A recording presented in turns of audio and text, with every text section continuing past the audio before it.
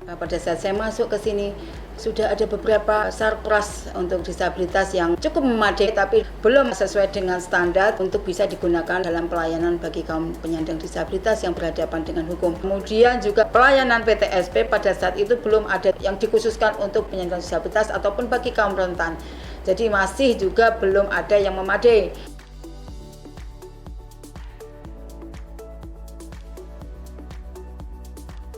Karena menjadi amanat undang-undang dari bagi penyandang disabilitas nomor 8 tahun 2016 dan kemudian diikuti oleh aturan-aturan di Yogyakarta juga dari Sri Sultan itu bahwa memang ada sarana prasarana yang memang harus ada bagi penyandang disabilitas. Akhirnya kemudian terbitlah peraturan pemerintah yang mengatur tentang sarana prasarana di pengadilan. Tentunya ini kurang cukup memadai. Kami berharap nantinya ada perma khusus bagi penyandang disabilitas, baik itu tentang bagaimana sarana prasarana, bagaimana perlakuannya bagi penyandang disabilitas, baik itu mulai dari PTSP sampai dengan persidangan sampai dengan selesai.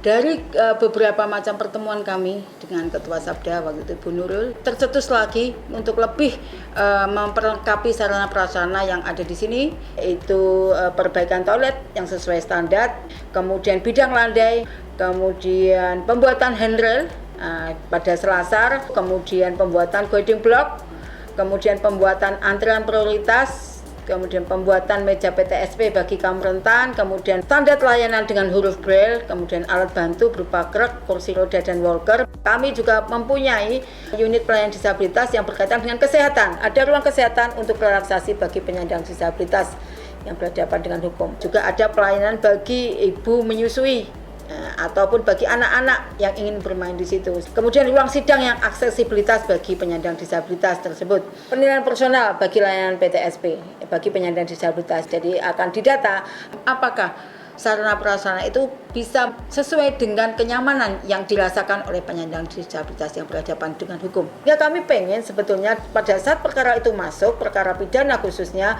jadi ada penilaian personal bagi penyandang disabilitas dari kepolisian terlebih dahulu, kemudian kepolisian, kejaksaan, sehingga maju ke kami, sehingga kami bisa menghadapinya secara sesuai dengan standar disabilitas.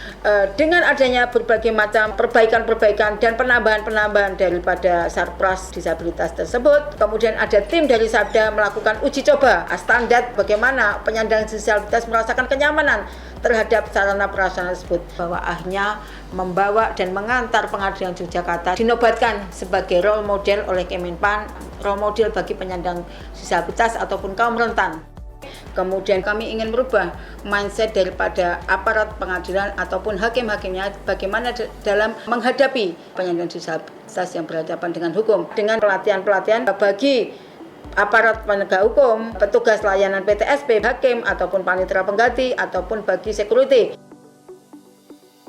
Dengan ditetapkannya Pengadilan Yogyakarta sebagai pengadilan pendidikan, sehingga kita ada semacam program Moodcourt pelayanan bagi penyandang disabilitas yang berhadapan dengan hukum. Tentunya kami ingin memberikan pengajaran juga bagi mahasiswa tersebut ataupun bagi hakim-hakim yang lain ataupun bagi aparatur yang lain untuk bagaimana bisa melihat bagaimana perlakuan yang sebaiknya bisa kita lakukan terhadap penyandang disabilitas yang berhadapan dengan hukum. Harapan kami Ketua Pengadilan Negeri Yogyakarta berikutnya bisa mempertahankan dan bisa berkomitmen bagi penyandang disabilitas yang berhadapan dengan hukum.